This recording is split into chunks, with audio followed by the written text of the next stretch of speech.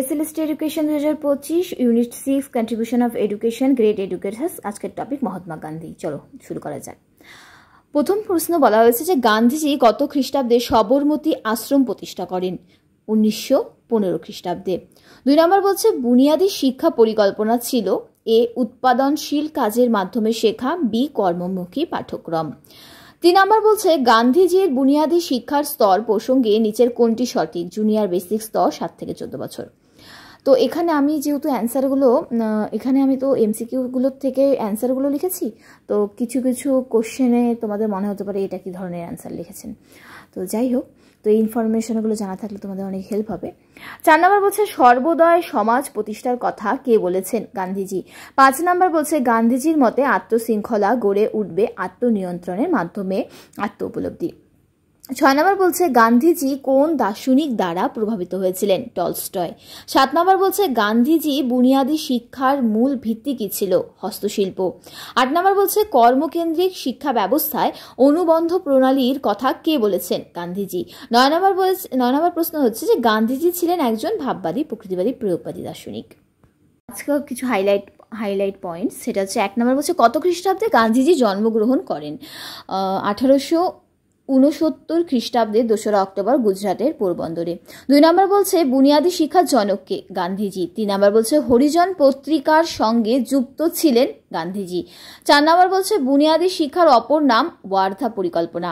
5 নম্বর বলছে বুনিয়াদী শিক্ষাকে নৈতালিম শিক্ষাও বলা হয়। 6 নম্বর বলছে গান্ধীজি কোন পত্রিকায় বুনিয়াদী শিক্ষার কথা তুলে ধরেন? হরিজন পত্রিকায়।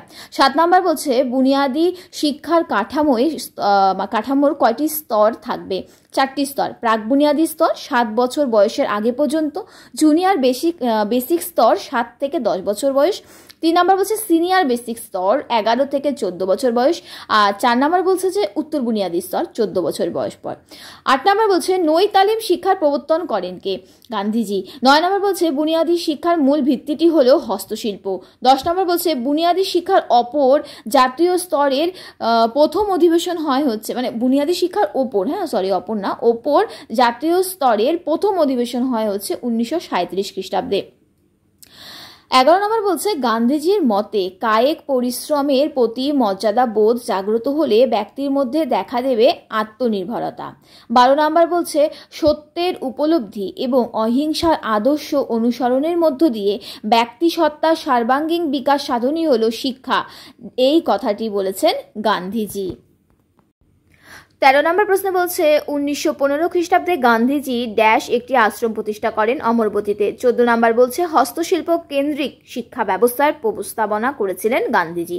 15 নম্বর বলছে 1884 সালে 22 আগস্ট নাটাল ইন্ডিয়ান কংগ্রেস গড়ে তোলেন গান্ধীজি। 16 নম্বর বলছে নাটাল কংগ্রেস 1885 সালে 28 ডিসেম্বর ন্যাশনাল ইন্ডিয়ান কংগ্রেস হিসাবে পরিচিত হয়। 17 নম্বর বলছে 3H হলো হ্যান্ড, হেড, হার্ট।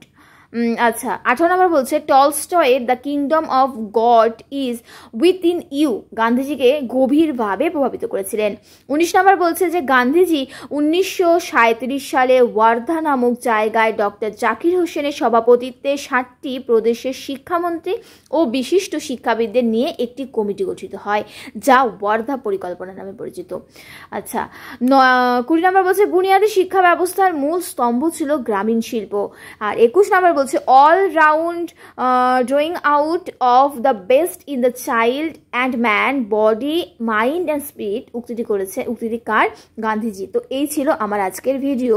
তো ভিডিওগুলি যদি তোমাদের ভালো লেগে থাকে, তোমাদের হেল্প হয়ে থাকে, অবশ্যই চ্যানেলটিকে সাবস্ক্রাইব করে দেবে, লাইক করে দেবে এবং বন্ধুদের মাঝে শেয়ার করে দেবে। আর চলো টাটা, থ্যাংক ইউ ফর ওয়াচিং। আনন্দে থাকবেন, আনন্দে রাখবেন।